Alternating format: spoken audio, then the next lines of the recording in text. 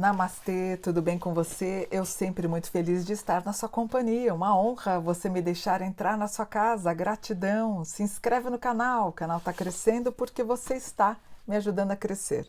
Deixe seu like, deixe seu comentário. É importante para a gente ter engajamento. Pessoal, depois da morte do nosso querido Silvio Santos, o Tiago, neto dele, entrou em não sei se foi numa entrevista ou se foi num comentário, não me lembro onde no comentário. Ele disse que antes de morrer, o Silvio havia comprado uma tábua Ouija, que é isso daqui, ó, uma tábua Ouija. Ele comprou e todo mundo assustou. Como assim? Esse Tiago só quer aparecer? Imagina que o Silvio Santos ia comprar uma tábua Ouija, ele é judeu, ele não ia fazer esse tipo de brincadeira e tal. E para mim não me surpreendeu nem um pouco, porque o Silvio, quando ele viajava, ele contando em New Orleans, que ele foi numa rua, que ele foi falar com uma moça, uma senhora que tira cartas, e ele também, na Argentina, também ele ia em cartomante, ele ia em lugares, ele gostava de ver a sorte tirar as cartas, em lugares que ele não era conhecido, né? Então ele, inclusive em um desses lugares, a senhora falou para ele, olha, não deixem que façam um livro teu, um filme teu, e parece que ela teria previsto que o Brasil ia perder de 7-1. E ele, na época, inclusive, ele nem acreditou. Porque o dia que você fizer um filme, um livro teu, você morre em seguida. E olha o que aconteceu, o filme dele sendo gravado e tudo mais, e acabou acontecendo a morte do Silvio. E o Tiago falou da tábua Ouija, que é esse daqui, né?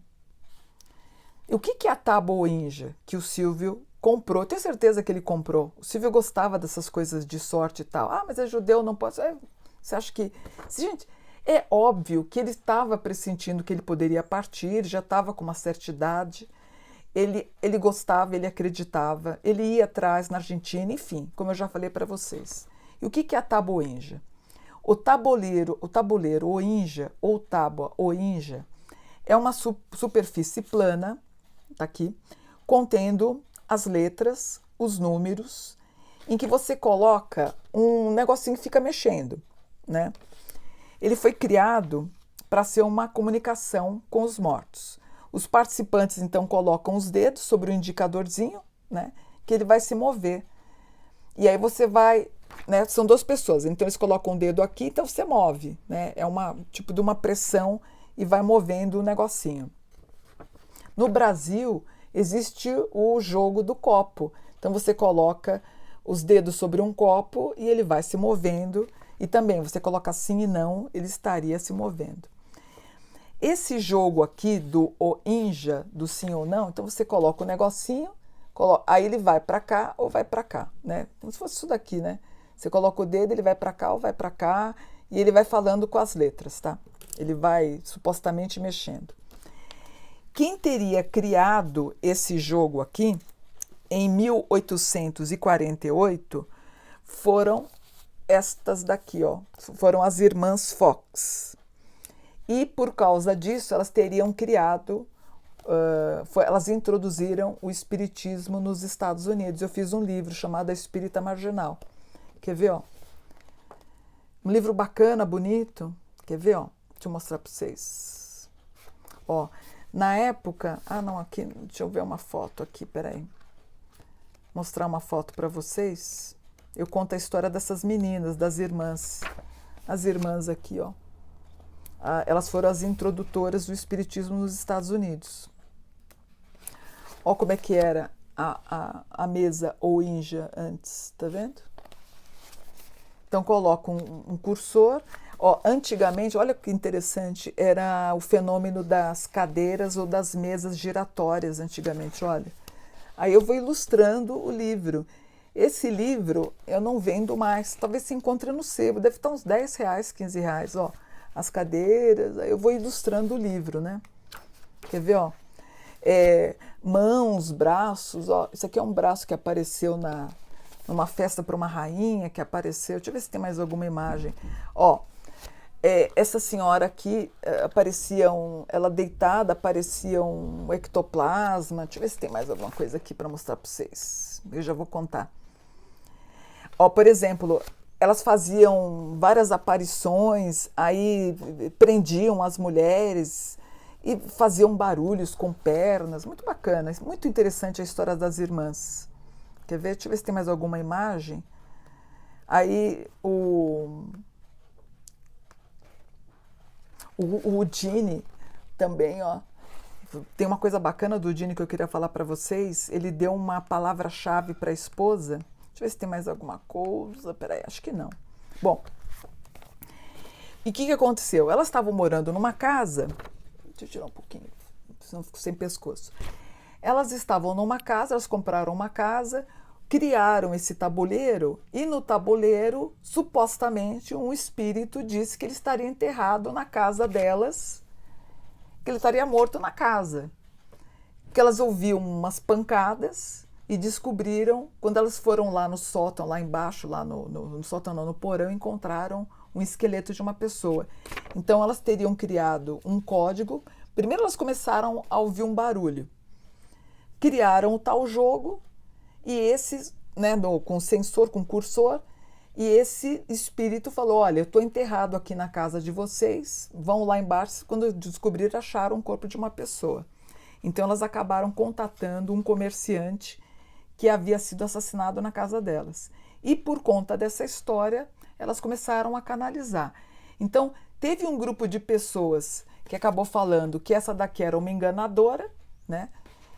Que eu conto a história dela, as irmãs, e outros que acreditaram na veracidade. Eu acredito na veracidade delas, né? Outras pessoas acreditam que o Oinja foi criado por um espiritualista chamado Planchet, que em 1853, quase 10 anos depois, teria inventado o Oinja.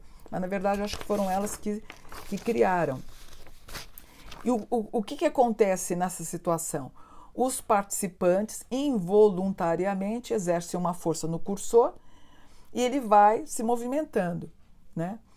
Edgar Cayce, que foi um tremendo espiritualista, um homem mediúnico, ele não acreditava muito no Oinja. Eu não sou muito fã no Oinja, embora na década de 1990 eu criei o Jogo dos Anjos. Inclusive, se você for pesquisar no Wikipédia sobre o Oinja, vai aparecer uma referência minha. Em 1990, a Mônica Bonfilho criou o Jogo da Estrela e as pessoas dizem que era um Oinja meio camuflado. Na verdade, a Estrela me procurou para fazer o Jogo dos Anjos e eu fiz de forma até muito inocente, eu criei, ficou bonito, né? E eu estava muito popular em 1990, criei e a gente acreditava, como eu acreditava, eu vendia essa ideia, né? Essa ideia a Estrela me procurou querendo fazer, fiz exatamente como eles pediram e a gente acreditava que estava falando com anjos. Mas era uma ideia muito inocente, muito pueril, não tinha nada de espírito. E hoje, né, as pessoas acham que eu criei como é que fala? Eu fiz de má intenção querendo que fosse um Inja. Não foi, né? O judaísmo, a Igreja Católica, claro que vão condenar a prática do Oinja. Os evangélicos também condenam, que é natural, dizendo que vai invocar os demônios. Allan Kardec sempre ficou preocupado, dizendo que o Oinja poderia atrair espíritos zombeteiros, né?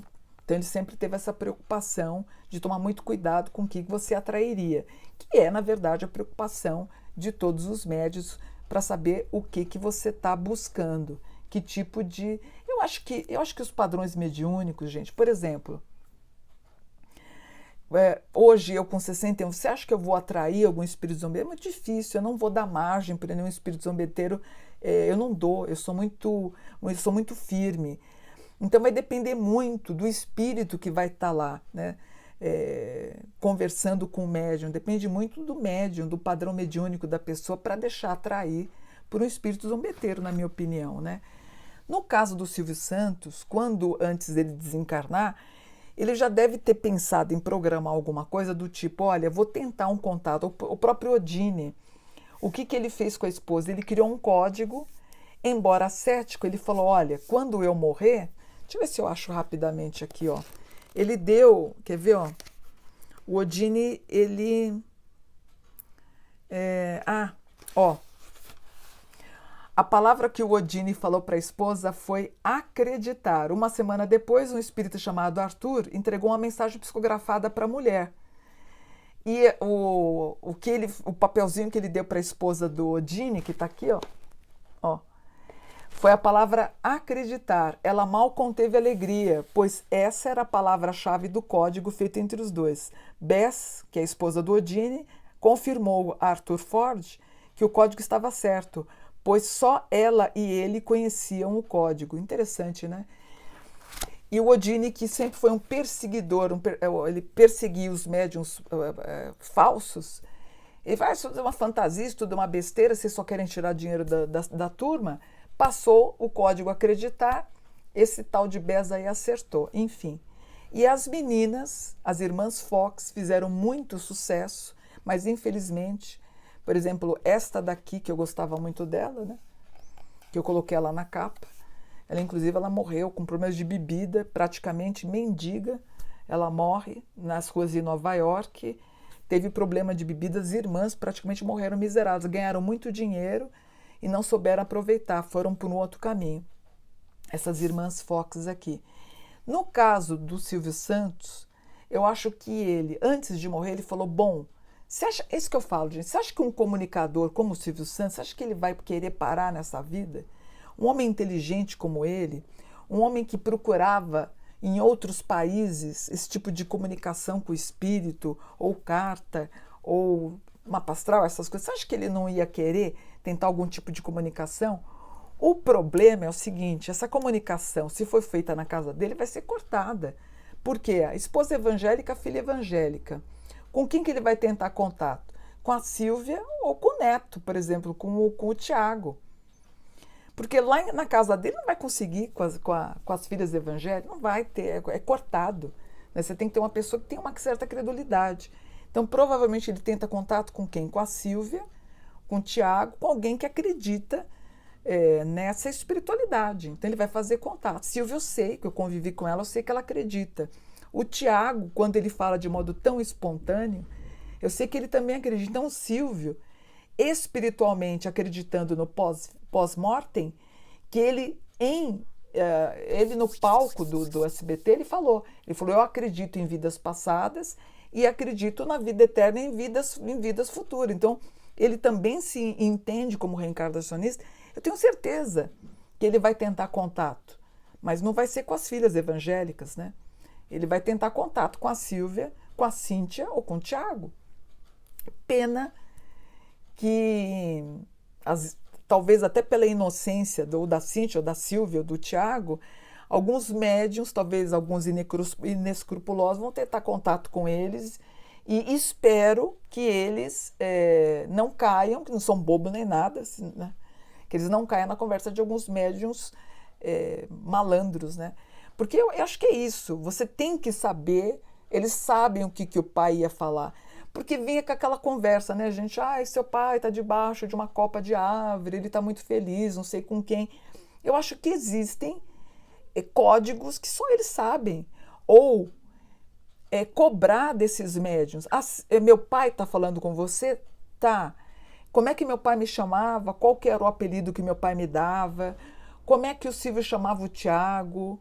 Né? Que tipo de apelido? Coisas mais íntimas, né? Pena que o Chico Xavier não está vivo, porque o Chico saberia dar o apelido carinhoso que ele dava para a Cíntia, o apelido carinhoso que ele dava para a Silvia ou para o Tiago. Esse tipo de comunicação, sim, para validar esse tipo de contato espiritual. Eu acho que é isso que tem que ser feito, né? Eu tenho certeza que ele vai entrar em contato. Tenho certeza que o Silvio vai fazer, porque ele acreditava. E ele crendo, acontece. Mônica, mas isso vai contra o judaísmo. Mas ele acreditava. Né? A gente não pode deixar que a imposição da religião contradiga o que ele acreditava. Né? Eu tenho certeza que ele vai entrar em contato. E ele vai fazer contato. Para mim é com a Cíntia, com a Silvia, com o Tiago, ou com algum parente que acredita nesse vida pós-morte. Talvez com a esposa e com as filhas evangélicas, não. É uma pena. Mas eu tenho certeza. E que esse contato mostre e prove que ele está muito bem no outro plano, um homem com uma capacidade intelectual que continua depois da morte. Eu tenho certeza disso, tá bom? Então é isso, vou ficando por aqui. Pena que o Tiago recebeu tanta crítica quando ele fala a última coisa que meu avô comprou foi uma taboinja. E todo mundo dizendo que o Tiago estava louco, que o Tiago não sabia o que falava, que era uma blasfêmia que o Silvio tenha feito isso. Eu tenho certeza que o avô comprou, tenho certeza que ele tentou ver como é que funcionava para fazer isso com alguém. E pena, né, falo eu como espiritualista, que a esposa evangélica, as filhas evangélicas não vão querer fazer. Porque se fizessem, ele faria o contato, mas tenho certeza. Uma pena que a religião acaba sendo um entrave para uma comunicação tão bonita que poderiam fazer e ele poderia se comunicar, ia ser tão lindo. É uma pena que a religião trava esse contato tão sublime. Eu ficaria encantada em ter um contato pós-morte com uma pessoa querida que desencarnou. É uma pena que a religião condena e vocês não tiram proveito de uma coisa tão linda, que é saber que existe sim vida após a morte, tá bom? Vou ficando por aqui. Namastê, gratidão por um dia maravilhoso e de muito conhecimento espiritual. Namastê.